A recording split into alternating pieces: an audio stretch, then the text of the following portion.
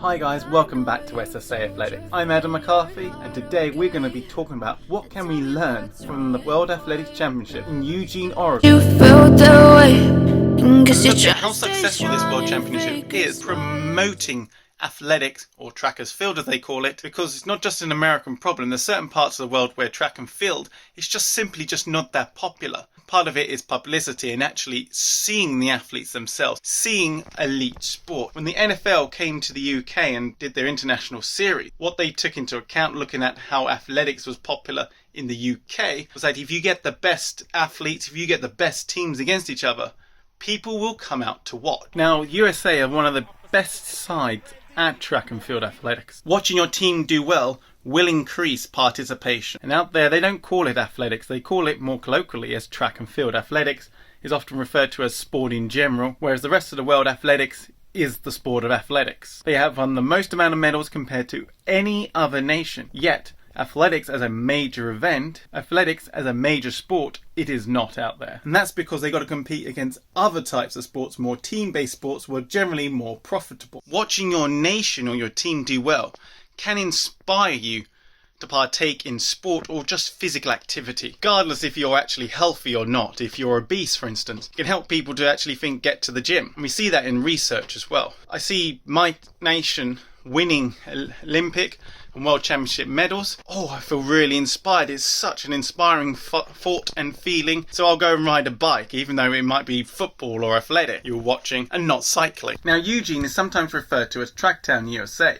It's one of the few areas of the United States of America, or few areas of the world for that matter, where athletics is massively liked. To give you an understanding, the actual stadium itself, which was a formerly Nike-owned stadium, it's one of the few stadiums in the world specifically just for track and field athletics. One thing track and field athletics could have done of what cricket's done. Cricket's a very traditionalist sport, but more recently they focused more heavily on a version of the game called 2020. Basically, smash it out the park in the best way you can. This is a heavily gimmicky form of the actual sport. Athletics hasn't gone down that route. Gimmick events in the past. A good example was Nitro Athletics. Highly gimmicky were those events were, but for the short amount of time it ran, it was highly popular. Athletics has been a bit scared to jump in some of those gimmick events. They have tried them though. They tried them with a 150 meter race with Michael Johnson and Bailey, and you might ask, actually Adam, that's not that gimmicky though. It's still a flat standard race, and yes, but it was seen as a gimmick, and that's one of the reasons why they never did another one, along with many other reasons. They also tried and did the European Athletics, a 3,000 meter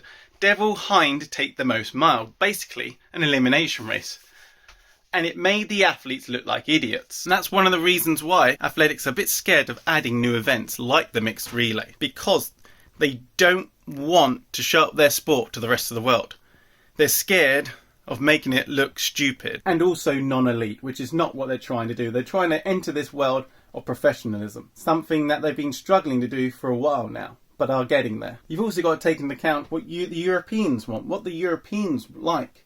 It's not gimmicks, and they are a powerhouse of track and field athletics. They like generally the more traditional sports, and when you look at the viewing figures for events like the Nitro Athletics, it doesn't particularly do so well in Europe at all. As noted by Barry Hearn, yes, that's the boxing guy, in Spike magazine in 2003, most athletes can walk their local streets and not be recognised. There is no star power in there. Even if they are stars, no one knows who they are, and partly because of that is the publicity. So you really need to have more airtime for these athletes so that people get to know them. We want to know what they do in their spare time, what's their political activity, or whatever it may be. And that way people can relate to them more. It's showbiz after all.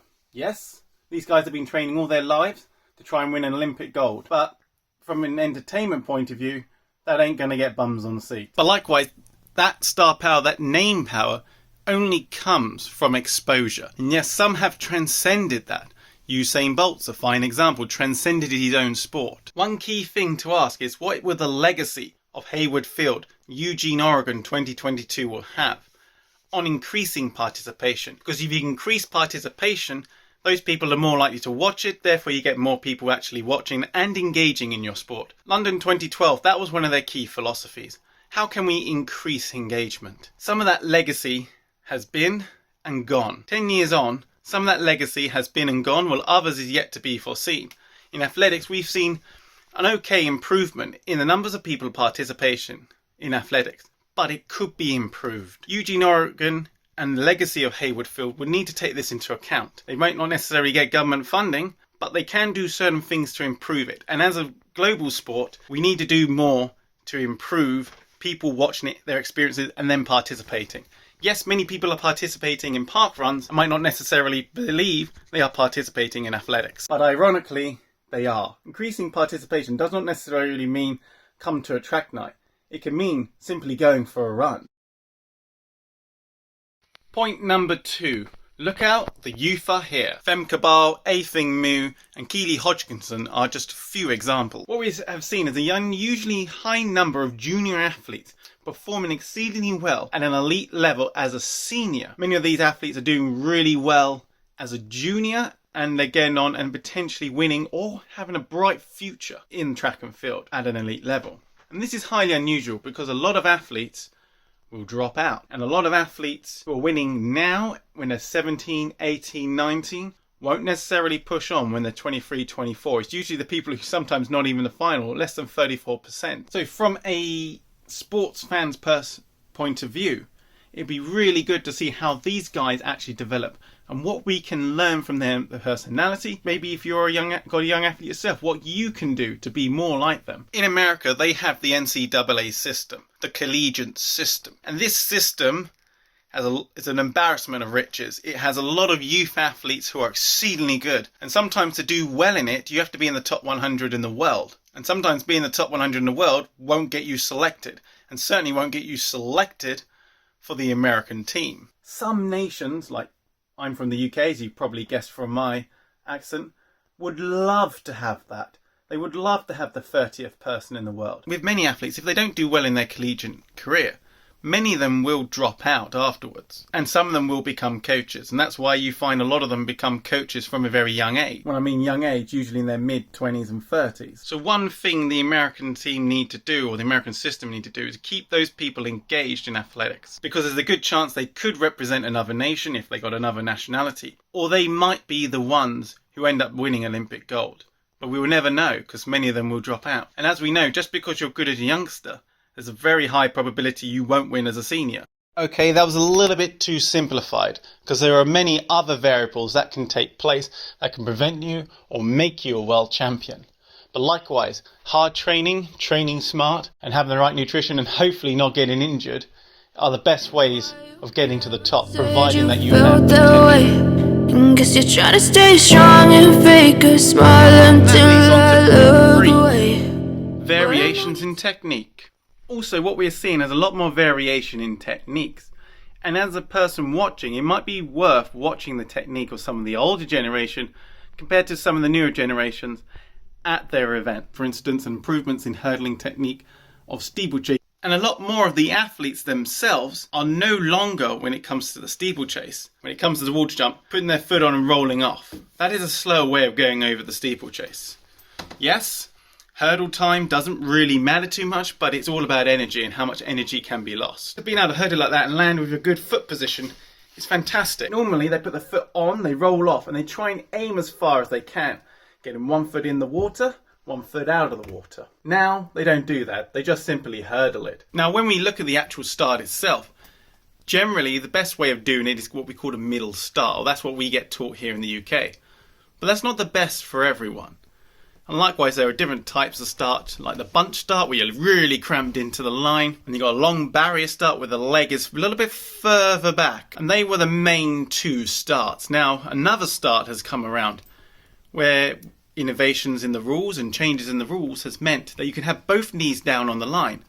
And this causes, when you have a long barrier start, especially with your arms really far apart, allows you to drive off lower.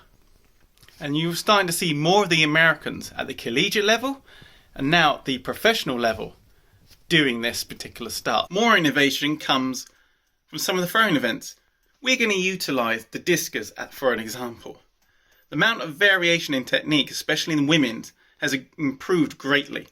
You get more variation now. The main thing though is that you whip up that speed so you're able to chuck an object as far as you can. So it doesn't really matter, whatever works best for you. But we're starting to see more innovations in that rotation technique. As you fade away. Point 4. That's 3. Point 4. Innovations in clothing, more specifically carbon fibre plated spikes. Tokyo saw the first generation of those carbon fibre plated spikes, and now 1 year later, Eugene, Oregon, practically all the athletes will have a carbon fibre plated spike, and frankly to many of them you cannot compete unless you have a carbon fibre plated spike, because the amount of efficiency you get, more energy you get off each stride, is like, well, we don't know for the spikes themselves, but for the marathon shoes we know that's 4% on every stride, and that's massive in track and field. Another innovation to talk about is the sensitivity of the starting blocks. These are some of the most sensitive starting blocks ever made.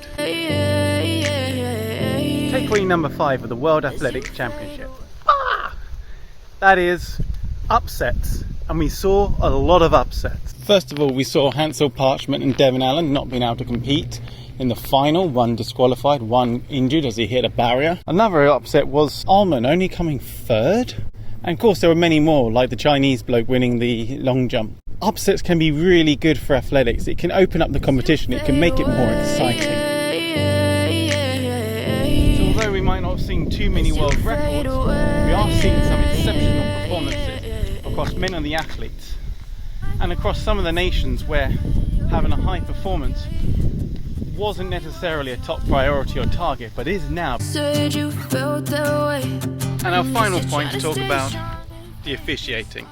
The officiating has been exceedingly good at this World Championships, though there has been some exceptional circumstances to those rules. For instance, this person standing in lane 1 and 2 while there's a 3,000 metre steeplechase on. Now this individual was trying to film the triple jump, and generally in a normal event the triple jump is on the outfield, not the infield, and therefore having it going along with a steeplechase on wouldn't be any big deal really. But the fact that it's on during another race, meaning people can come in and out of the actual infield to talk to their coaches, to get advice, is slightly problematic, although not unheard of.